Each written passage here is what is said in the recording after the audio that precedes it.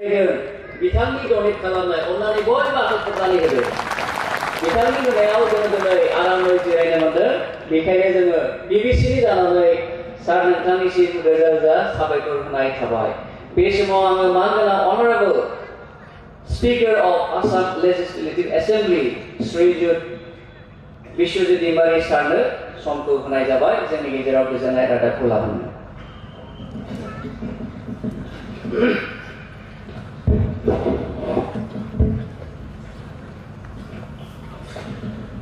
बयनिसिमबो खुलुमबाय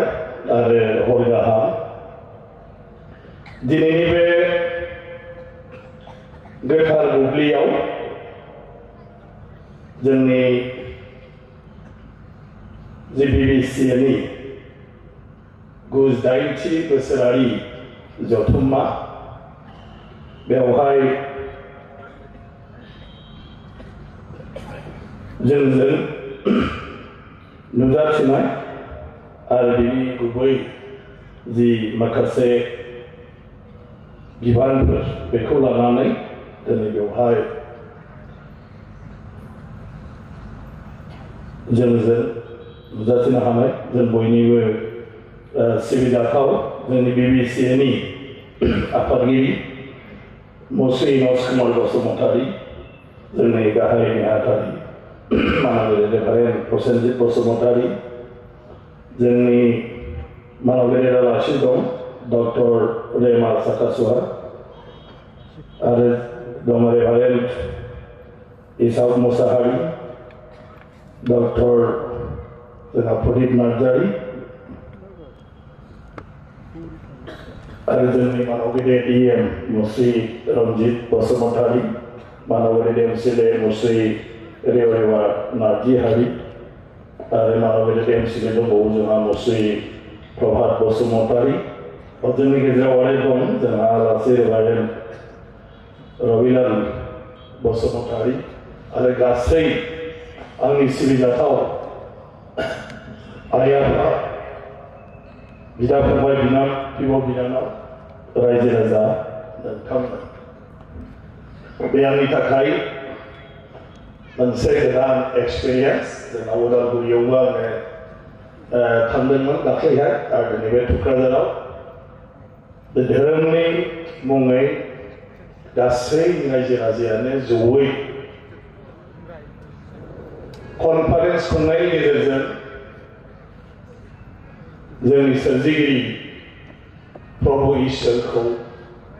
मुं लानानै धोरोम सिबिनायनि गेजेरजों जोंनि जि बिबान बेखौ रुजुननानै जोंनि जिउखौ माबोरैहाय गेबेङै जों दैदेनलांनो हायो बेफोरनि सायाव सावराय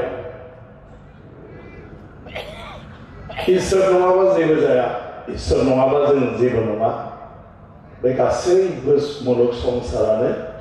इसोरजोंसो दाजानाय इसोरजोंसो सोरजिजानाय आरो बेनिखायनो जोंखौ जोंनि धोरोमगुरुफ्रा जिउनि मोनफ्रोमबो बुब्लियाव इसोरनि मुं लानो आरो गासैबो जोंनि जिउनि थाखाय जोंनि जायखिजाया हाबानि थाखाय इसोरखौ बाख्नायनाय आरो जोंनि इयुननि थाखाय इसोरखौ गाबखनाय आरो बेनि गेजेरजोंनो सानफ्रोमबोनि जिउआव माखासे नेमखान्थिनि गेजेरजों जों जाहाथे इसोर सिबिनानै जों धोरोमखौ फालिलांनो बेफोरखौ बेबायदि मोनसे जथुमनि गेजेरजों जेब्ला जों मोनसे धोरोमारि हिसाबै धोरोमनि गेजेरजों जोंनि जिउ खुंलांनांगौनि बेलायाव बायदिसिना बिथिंनि बाथ्राफोरखौ जोंनि गोरों गोरा सुबुङा जोंनि मानगेजेर दिनै रेभारेन्ड आरो मानगेजेर बिशप आरो बिथांमोननि अनगायैबो आरो गोबां जोंहा आलासिफोर दंफैयो बिथांमोनहा गेबेङै जोंनो बेवहाय बुजायनानै होगोन फोरमायनानै होगोन इसोरनि बाथ्रा प्रभु जिसुनि बाथ्रा जोंनि बाइबेलनि बाथ्रा जेखौ जोङो फरायाब्लाबो बिथांमोननि बोसोननि गेजेरजों बिथांमोननि फोरमायनायनि गेजेरजों जों गासिबखौबो हमदांनो हागोन जों बुजिनो हागोन आरो बेजों जोङो न'खर संसार खुंलांनायजों लोगोसे जों गावबा गावनि जिउखौबो गेबेङै दैदेनलांनायनि बेलायाव जोङो थार लामाखौ नागिरनानै मोननो हागोन जोंनि जिथु फोथायनाय इसोरनि सायाव आरो बेखौ लानानै जों बयबो गावजों गावनि गेजेरावबो जों माबोरै अनलायनानै थानांगौ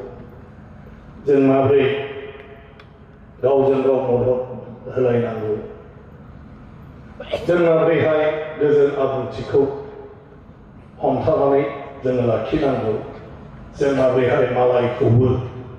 गावबायदि साननानै लानो हानांगौ बेफोर गासै बाथ्राखौनो जोङो धोरोमनि गेजेरजों दिनै मिथिनो मोनो आरो बिसेसकरि दिनै ख्रिस्टानिटिनि बेलायाव बा ख्रिस्टान धोरोमारिनि बेलायाव ख्रिस्टाननि जिथु फोरोंथाय बेवहाय बेखौनो सानफ्रोमबोनि जिउआव जोङो गोसो होनानै गुरुत्व होनानै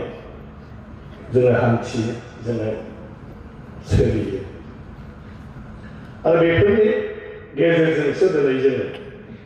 आलो गोजोनै जिउखौ खुंनो हादों जोंखौ जोंनि धोरोमनि मोनफ्रोमबो बाथ्रायानो अरायबो बेखौनो फोरोंदों जे जों सुबुं माहारिया गावनिखौल' सानाजासे गावनि थाखायल' नङाजासे गुबुननि थाखायबो साननाय आरो गुबुननि थाखायबो जों माबा मोनसे खामानियाव फैनाय जानांगौ जोङो एसेब्लाबो मालायखौ मदद होनो हानाय जानांगौ जोंनि जिउआव जेब्लायबो जों जाहाथे गुबुनखौबो जोङो आखायाव हमफानानै लांनो हायो बेखौ जोंखौ फोरोंदों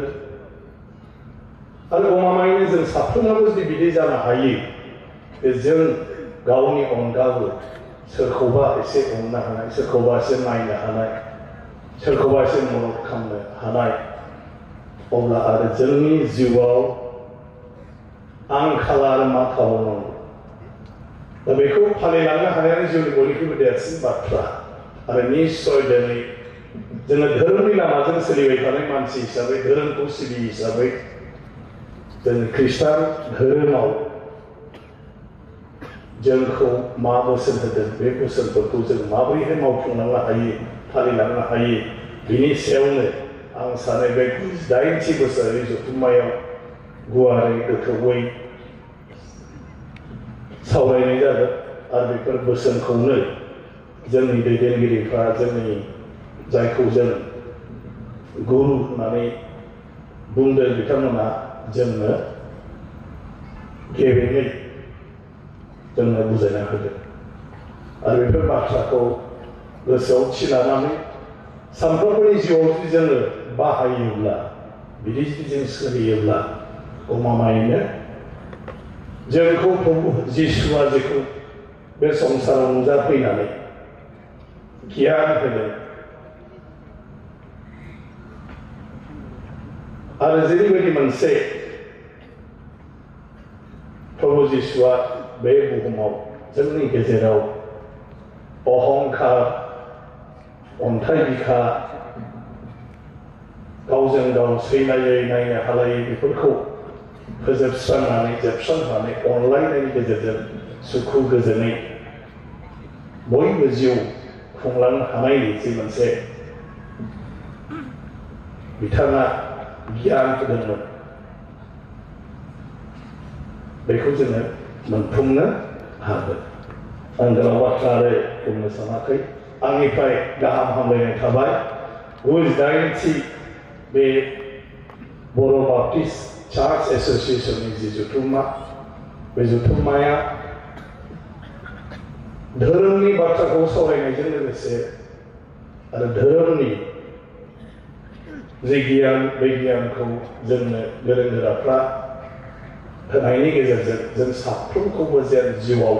गासिबो जेंनानिफ्राय गावखौनो गाव सुद्रायनानै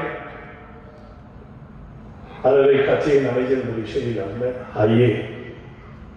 बेखौ थारैनो जों बिनिफ्राय मोननो हागोन आरो फैबाय थानाय जिउआव जोङो जोंनि प्रभु इसोरनि अननायाव आशीर्बादाव जों बेबायदि सानफ्रोमबो खौसेयै जयै अनलायनायनि गेजेरजों आवगायलांबाय थानो हागोन जों बयबो मिनि खुसियै रायजो जालांलायबाय थानो हागोन बेखौ आङो मिजिंथिदों आरो बे बाथ्राफ्रा गोसारनानै जायफ्रा बेयाव बाहागो लानो हायाखै जायफ्रा दिनै बेयाव फैयाखै बिसोरनिसिमबो बेफोर बाथ्राया मोनहैगोन आरो बिनि गेजेरजों बेयाव नुजाफैयै मानसिफ्राबो गावबा गावनि जिउखौ गेबेङै दैदेनलांनायनि बेलायाव बिनिफ्राय गियान मोननो हागोन आं बेखौ मिजिंथिनानै फिन प्रभु इसोरनाव जेन जोंनो गोहो हरो शक्ति हरो आरो जोंखौ दायफोरनि थाखाय निमाहा होनानै गावनि असे फिसा होननानै जाहाथे जेब्लायबो जोंखौ आशीर्बाद हरो जेरावबो जोंनि साननाय हनाय हास्थायनायखौ जाफुंहोहरो बेखौनो आरज गाबनानै आंनि बिबुंथिखौ फोजोबबाय गोजोन्थों